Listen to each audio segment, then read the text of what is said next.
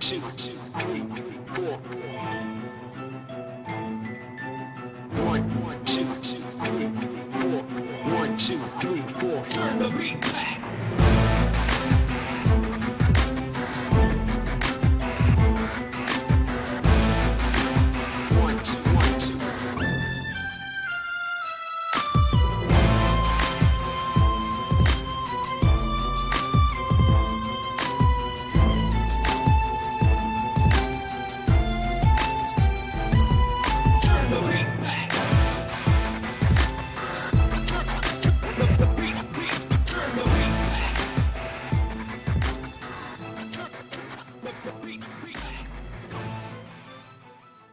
Hi guys, this is Mark Rodriguez, Johnny Rodriguez, and you are watching Mark and Johnny at the Movies. Today we're going to talk about Horrible Bosses. We just came back from watching it with Sweet Pete, Alex, and all their friends. It's a pretty good movie. It's a comedy about these three guys who have the worst bosses ever. They're so bad you actually want to kill them. But instead of killing their own bosses, they want to switch it around and kill each other's bosses to make it less suspicious. And who gave him that idea? Motherfucker Jones. Played by Jamie Foxx. That's kind of like an odd selection, but well, I guess he did a good job. Well, yeah, it's funny because whenever years later they put this movie on TV, I don't know how they're going to censor it, but that's his name, Motherfucker Jones. Just can't change that. Then another character they might censor a bit on TV is Dr. Julia, that's played as like the sexy dentist, nympho sexual harasser, biatch, Jennifer Aniston. By Jennifer Aniston, and yeah, you can already tell it's her because first of all she's a brunette, and then she's all sexy and wearing tight clothing and lingeries and black underwears, and even her dentist type clothing, like the dress is kind of tight, like that. She was naked under it sometimes. Yeah, she's really all out there, and yeah, really all out. Yeah. And you know, trashy and talking dirty and just being very straightforward to this guy that she's harassing, and it's kind of funny because the guy.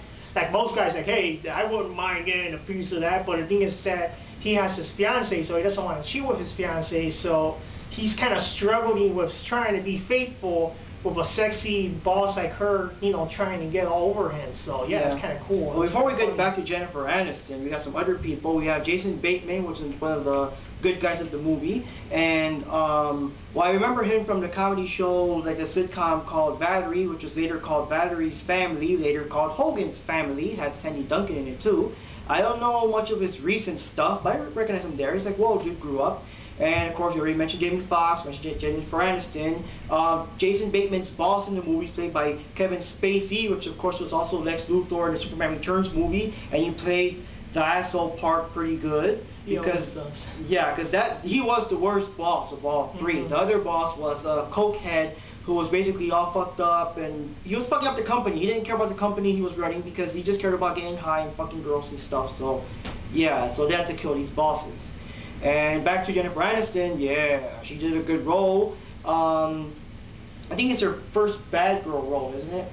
I'm not 100% sure, but at least in this movie, she really went all out, and again... Yeah, it was a rated R movie. She didn't hold back in her sexual references and jokes and everything. Sometimes she would use innuendos. Sometimes she would just all out say, let's fuck, in general.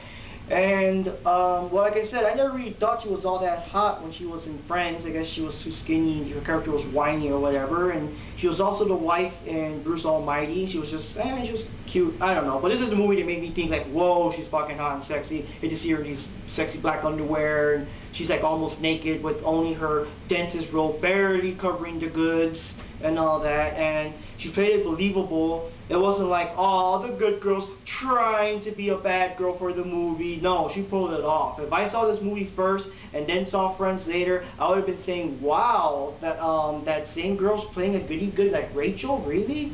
Yeah. Wow. But anyways, going back to the storyline, the thing that really makes the movie really funny, since they're not professional killers, they keep messing around, and you need to keep messing up.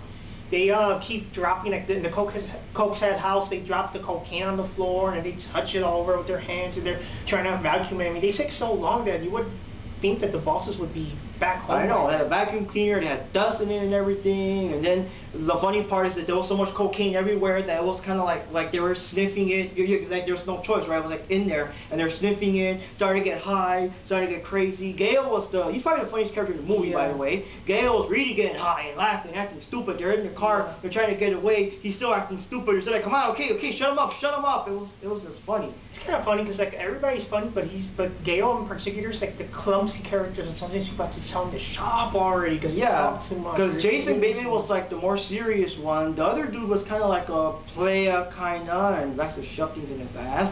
And Gale was like the crazy one, and always like he has the most high pitched voice, like, oh no, what's going on? Very cartoon-like. Yeah, he was the most cartoonish of them. Yeah. Of them all.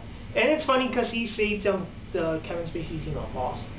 Actually, he saved his life. Yeah, because he was allergic and he has peanut allergy and he was coughing. He was on the floor. He was about to die. And then he gave out his medication shots and shot him a lot. And people were start stabbing him. No, they're stabbing him. What's he doing?